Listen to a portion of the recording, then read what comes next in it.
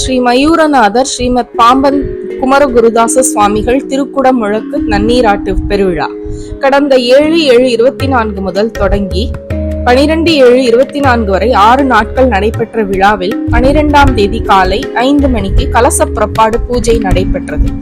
அதன் பின்னர் காலை 5:30 மணி அளவில் ஏராளமான பக்தர்கள் முருகா முருகா என்ற கோஷத்துடன் விமானம், சித்தி விநாயகர், ஸ்ரீ மயூரநாதர் ஸ்ரீமத் பாம்பன் குமரகுருதாச சுவாமிகள் மூலவர் மற்றும் உற்சவ மூர்த்திகளுக்கு திருக்குடமுழக்கு நன்னீராட்டு பெருவிழா நடைபெற்றது.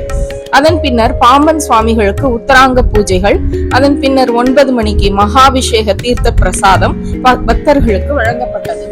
இது தவிர தொடர்ந்து அனைத்து நாட்களிலும் வேத ஆகம தேவார பாம்பன் சுவாமிகள் பாடல்கள் பாராயணம் செய்யப்படும்.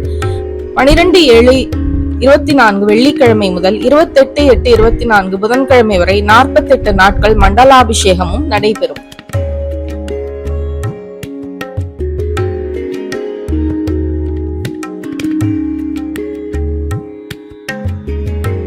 ராமேஸ்வரத்தில் பிறந்த பாம்பன் சுவாமிகளின் இயற்பெயர் அப்பாவு. பிறந்த ஊரின் நினைவாக பாம்பன் சுவாமிகள் என்றே பிற்காலத்தில் அழைக்கப்பட்டார். சிறு வயது முதலே கந்தசஷ்டி கவசத்தின் மீது அதிக ஈர்ப்பு கொண்ட சுவாமிகள் தினமும் 36 முறை கந்தசஷ்டி கவசத்தை ஓதுவாராம்.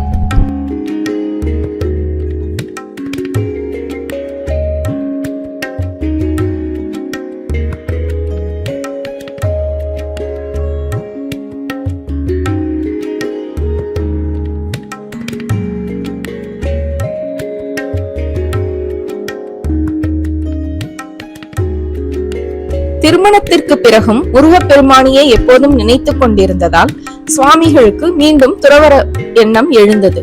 அச்சமயத்தில் சுவாமிகளின் தந்தை இறைவனடி சேர்ந்தார். துறவரம் பெறுவதற்காக பழனி செல்ல எண்ணிய சுவாமிகள் தனது நண்பர் அங்கமுத்து பிள்ளையிடம் இது குறித்து கூறினார்.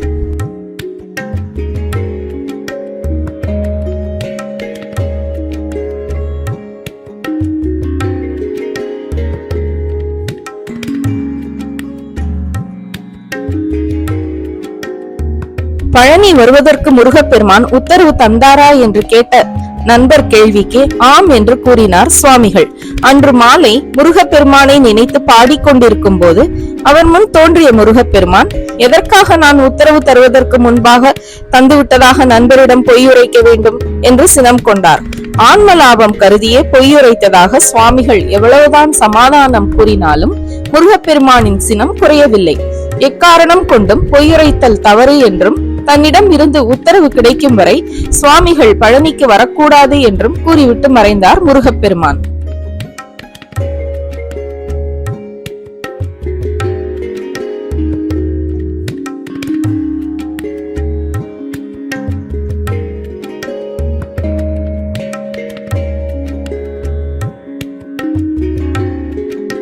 தன்னை பழனிக்கு வருமாறு முருகப்பெருமானிடம் இருந்து அழைப்பு வரும் என்று வெகு காலம் காத்திருந்த சுவாமிகளுக்கு ஏமாற்றமே மிஞ்சியது.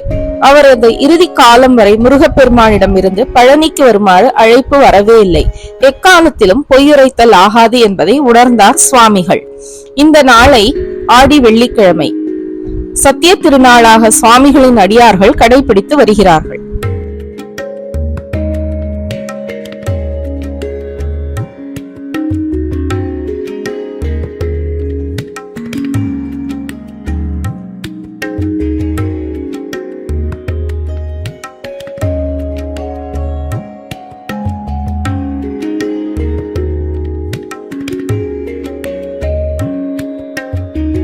சுவாமிகள் அருளிய குமாரஸ்தவமும் சண்முக கவசமும் பாடினால் இன்னல்கள் தீரும் என்பது அடியார்கள் நம்பிக்கை. தன்னுடைய 79வது வயதில் சென்னை திருவான்மியூரில் மகா சமாதி அடைந்தார். சுவாமிகள் சமாதி அடைந்த தினம் முதல் இன்று வரை அங்கு தினசரி வழிபாடுகள், முக்கிய விழாக்கள், சுவாமிகள் குரு பூஜை, மகா கந்த சஷ்டி, மயூர வாகன சேவை விழாக்கள் ஆகியன சுவாமிகளின் பாடல்கள் பாராயணத்தோடு நடைபெற்று வருகின்றன.